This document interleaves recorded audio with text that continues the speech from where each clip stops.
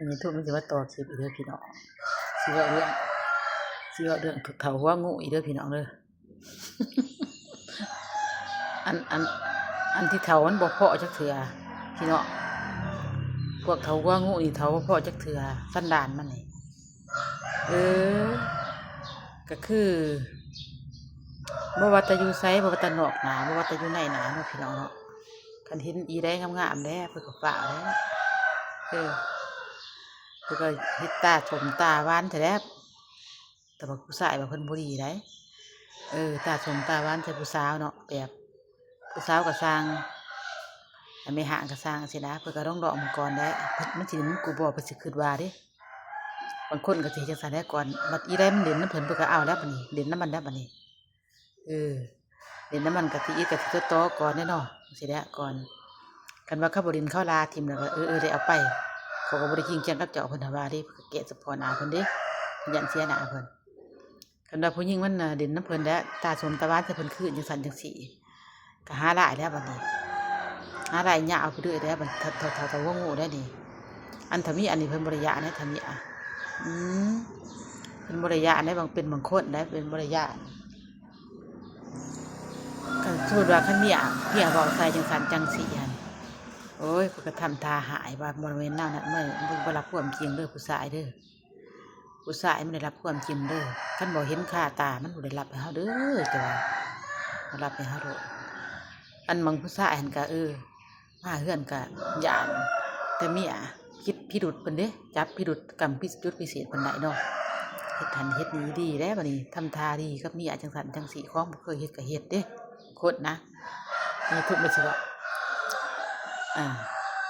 ของบ่เคยเฮ็ดเพิ่นก็เฮ็ดของบ่พอซอยเพิ่นก็ซอยได้เพราะว่าเพิ่นมีความผิดเด้มันนี่ก็เพื่อเฮามีฮับผู้เฮาบ่ได้เว้าให้เด้บัดนี้เพิ่นก็สิเด้อตำเด้อแล้วบัดนี้สิได้ใจขึ้นแม่นบ่จ้ะว่า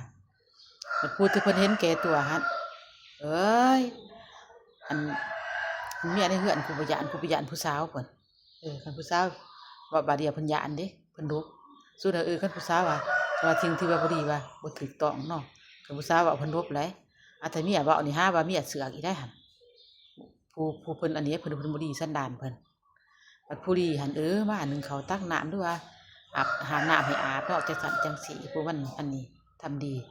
แต่ว่าทางในมันป่นอันก็จังนึงได้ผู้ชายนี่มันได้หูแบบพี่น้องพวกหัวงูได้ดีได้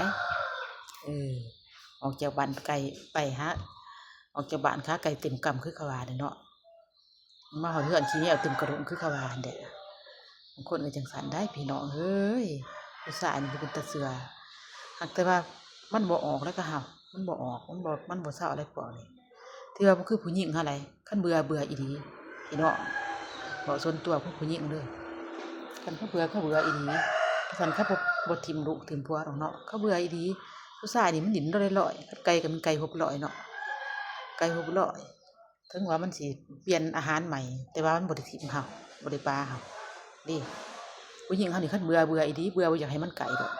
เบื่อไปบ่สั่งหมดแล้วมีหยังข้อยก็บ่สนใจเด้บ่ที่ว่าเห็นมาได้มีสั่งข้อยก็บ่เห็นให้มึงเอาไปโดดมึงสุขอันนี้มึงโดดสุขสบายมึงโดดได้เท่าไรก็สร้างบ่สนได้บางคนได้จังซั่นใจผู้หญิงคันผู้ชายเพิ่นใจ600พวกผู้เฒ่าหัวงูนี่พวกนี้พวกเจ้าสู้นี่ผู้หญิงเขามันเบื่ออีหลีเบื่อบ่อยากสนใจกับเฮาดอกแต่ว่ามึงอดไว้กูอดมึงได้มึงก็อดกูอดมึงได้กูก็คอยอดมึงไปกูก็เบิ่งมึงไปแม่นบ่จ้ะว่าบางคนได้มันสิบ่ปากบ่ตีนเขาสิเบิ่งอาการเจาะแต่ว่าจะเบิ่งเขาเบิ่งอาการจะได้แหละเขาก็เบื่อวักนี้มันสิบ่ดีทิ่มโดเกิดว่าปีนี้คือสิดีปีหน้าคือสิดีแก่ไปก็คือสิดีพยายามเปลี่ยนไปจังซั่นจนเฒ่าจนแก่นำกันพี่น้องเป็นหยังจะว่า